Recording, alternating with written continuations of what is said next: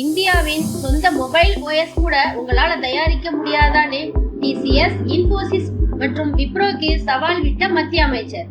Welcome to zero gravity.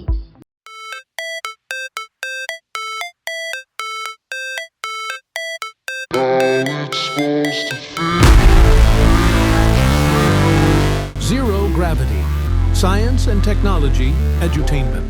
India தகவல் தொழில்நுட்பம் அதாவது ஐடி துறையில உலக அளவுல முன்னணி நாடுகள்ல ஒன்றாக திகழ்ந்து நம்ம எல்லாருக்குமே தெரியும். டிசிஎஸ், இன்ஃபோசிஸ், விப்ரோ போன்ற நிறுவனங்கள் ஆண்டுதோறும் கோடிக்கணக்கான அமெரிக்க டாலர்கள் மதிப்புள்ள வருமானத்தை ஈட்டுகின்றன.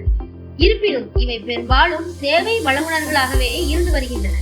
இந்த நிலையை மாற்றி இந்தியாவை உயர் தயாரிப்பு நாடாக அதாவது ப்ராடக்ட் நேஷனாக மாற்ற வேண்டும் என்பதே மத்திய தகவல் மற்றும் தொழில்நுட்ப அமைச்சர் அஸ்வினி வைஷ்ணவ் வலியுறுத்திய முக்கியமான விஷயம்.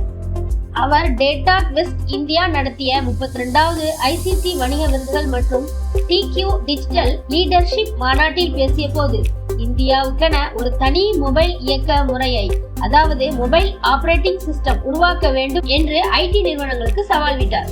அஸ்வினி வைஷ்ணவ் அவங்க பேசும்போது இந்தியாவின் முன்னணி ஐடி நிறுவனங்களுக்கு மொபைல் இயக்க முறையை உருவாக்கும் புதிய இலக்கை நோக்கி செல்ல வேண்டும் என்றும் அவர் கேட்டுக்கொண்டுள்ளார்.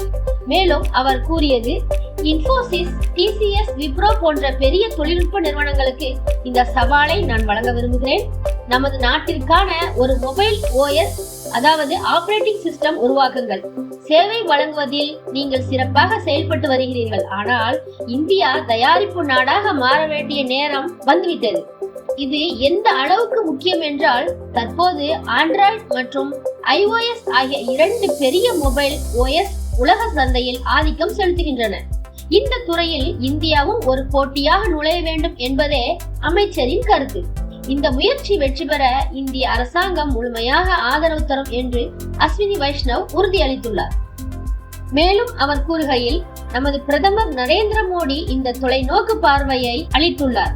இந்தியாவை உலகின் முன்னணி தொழில்நுட்ப நாடுகளில் ஒன்றாக மாற்றுவதே எங்கள் இலக்கு. புதிய தீர்வுகளை கொண்டு வாருங்கள். இது இன்றைய பிரச்சனைகளை மட்டுமல்லாமல் எதிர்கால சந்தேகங்களை தீர்க்கும் அடித்தளமாக இருக்கும். அதாவது இந்திய ஐடி நிறுவனங்கள் வெறும் சேவை வழங்குனர்களாகவே இல்லாமல் உலக அளவில் போட்டியிடக்கூடிய புதிய தொழில்நுட்பங்களை உருவாக்கும் நிறுவனங்களாக மாற வேண்டும் என்பதே மத்திய அரசின் நோக்கம் என்றும் அவர் கூறியுள்ளார். மொபைல் ஓஎஸ் மட்டுமல்ல, இந்திய அரசு செயற்கை நுண்ணறிவு துறையிலும் வளர்ச்சி பெற அதிக முயற்சிகள் மேற்கொள்கிறது. அஸ்வினி வைஷ்ணவ் தனது உரையில் இந்தியாவில் தயாரிக்கப்பட்ட முதல் சிப் இந்த ஆண்டில் வெளியாகும் என்றும் ஏஐ தொழில்நுட்ப வளர்ச்சியை மேலும் தூண்ட அரசாங்கம் பல திட்டங்களை வகுத்திருப்பதாகவும் அவர் தெரிவித்துள்ளார்.